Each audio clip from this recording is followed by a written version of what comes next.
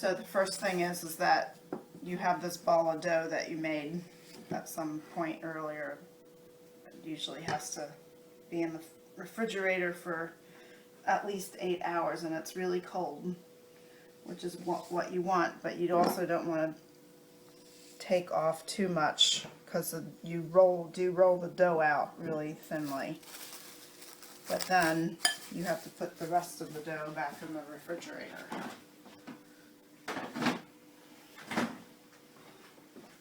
Okay, then the next thing is that you need a lot of flour.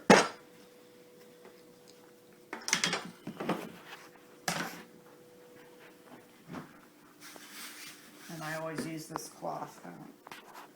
I never even tried it on anything else, so I don't know how it would work.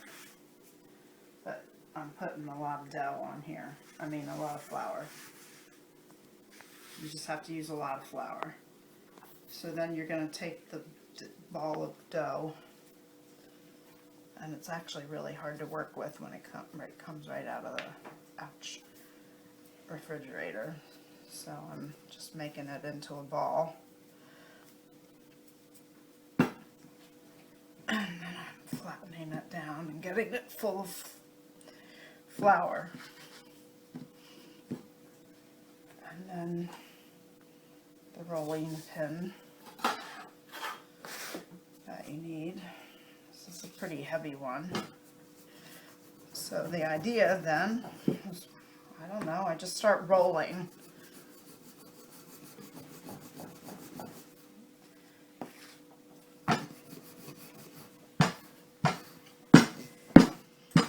Actually gotten too small. It doesn't matter. You don't want to have a too big piece of dough, that's for sure. So I just keep rolling.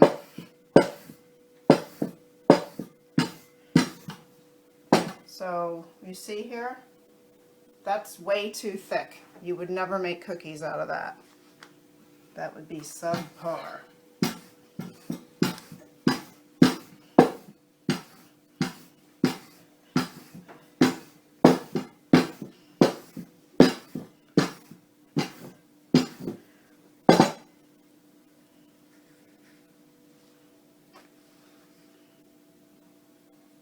I still feel like this is too thick.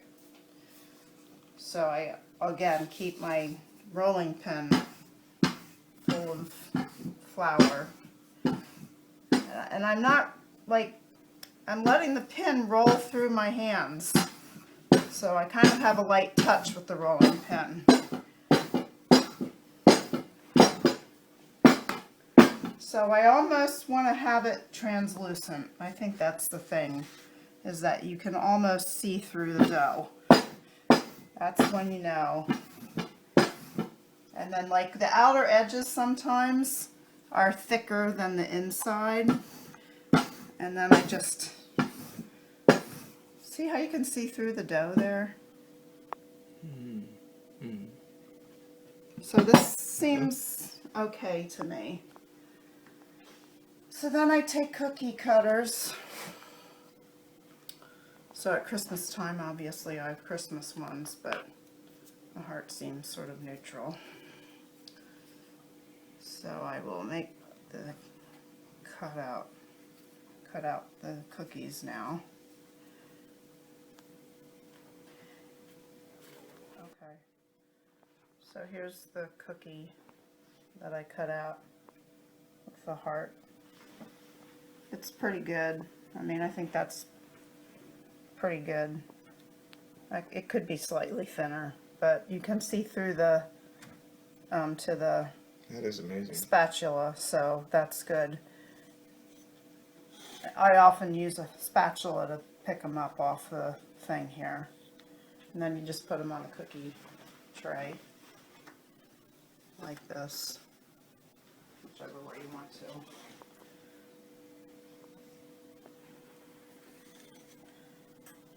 So I don't worry about this dough. See, this outer section here is a little too thick for me. So I have really old cookie cutters, so they don't cut very well. Good to me. And I'm using a really thin spatula. That's even more important when you take them off the tray, but see how thin that is compared to this stupid one? You would never want to use one like that. Okay, so yeah. Okay. So that didn't make that many cookies. But now I'm going to ball up the dough and roll it out again.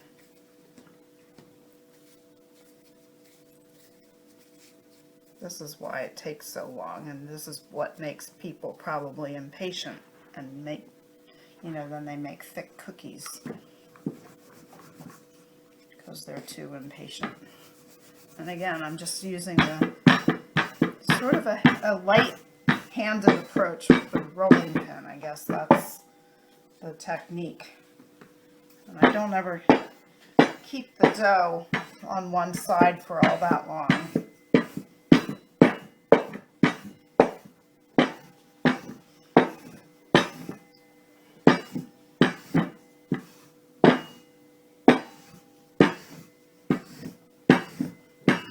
It's amazing how you said that might be too small a ball of dough when you started. Yeah, right, because it does make a fair amount of cookies. Make a lot. Yeah. Yeah. I don't know. I would say this dough is not my best dough, but it's okay. Right, so now I'm going to cut out more cookies. And you really do want to try to get as many cookies as you can, because obviously it's very time consuming. So, and again, when it's Christmas time, like I have different cookie cutters that can use up little pieces of dough a lot better than, I just don't have anything that's springtime, because I never make these cookies any other time than Christmas, because it's too much work. So now I have this leftover dough from the first little, bit of dough that I took off. And it depends sometimes. Like this is now feeling kind of really dry. So I'm just going to throw it out. It's not worth it. You could leave it for... Oops, sorry. Or give it to somebody in your household who likes to eat raw dough, whatever. So now I'm just going to go start with a new thing of dough again. Okay? And again, you can't keep your dough out. You always have to put it back in the fridge. That would be the... Ugh, just won't work. Yeah, I get it. Yeah. Believe me, I've tried it. It doesn't work. Okay, and then it's just the same thing again. Yeah. Okay, so when you get your new ball of dough out, you want to make sure that you add more flour to your cloth here, because you don't really want too many unfloured areas here, because that'll cause problems. Again, take it from me. I've tried it. It doesn't work. Okay.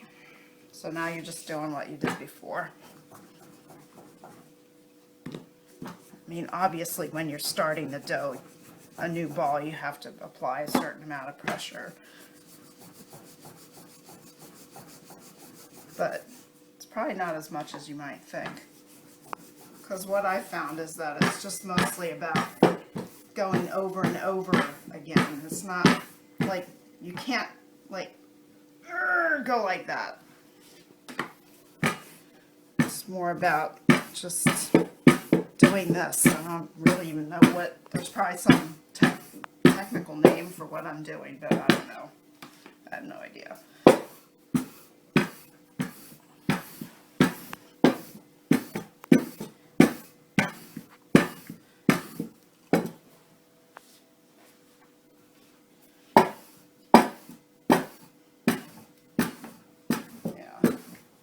See, the edges can manage to get kind of thick. So you do have to focus at a certain point on getting the edges pretty thin if you want uniform cookies.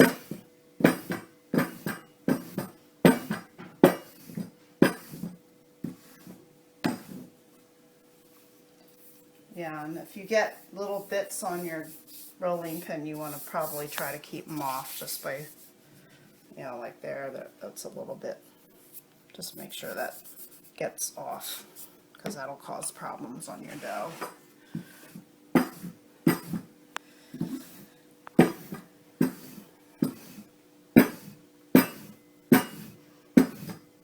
Again, I roll it out really as thin as I possibly can until I can kind of see through it. I feel like I can see through this, like I can see variations in what's underneath. Okay.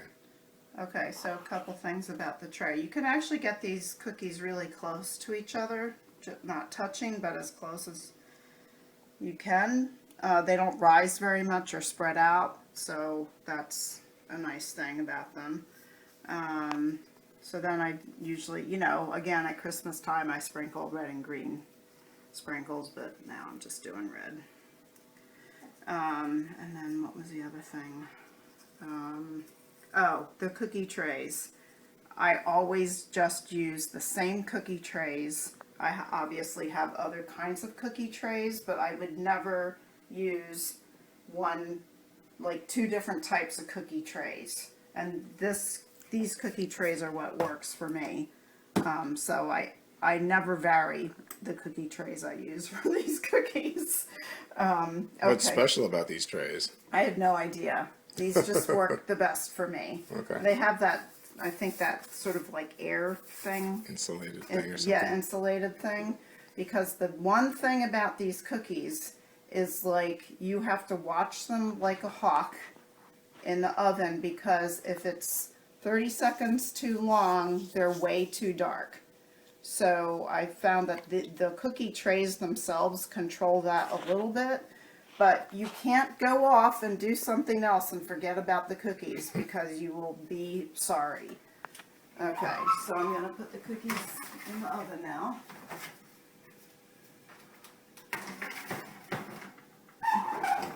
That's fine. Okay, so I'm going to set the time. It says 8 to 10 minutes. So I'm going to set the timer for 8 minutes. That's usually long enough. Again, depending on your oven, you would know that. But like I might look at them at 6 minutes just to see what's going on. And like I said, 30 seconds is enough to go from like a nice looking cookie to a cookie that's way too dark, in my opinion. Again, you know, like it's all subjective in terms of what you like.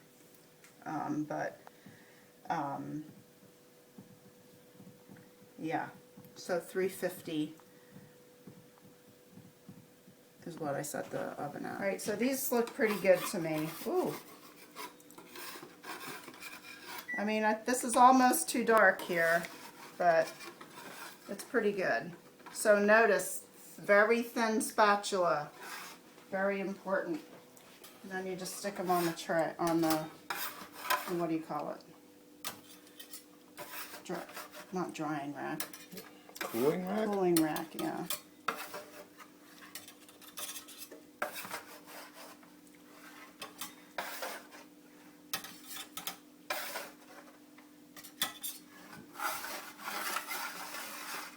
And I never do this at Christmas with these scraps like this, but I did this time. So I'm too lazy.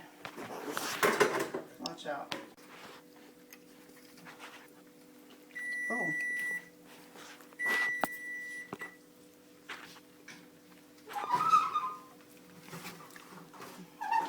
Delicious.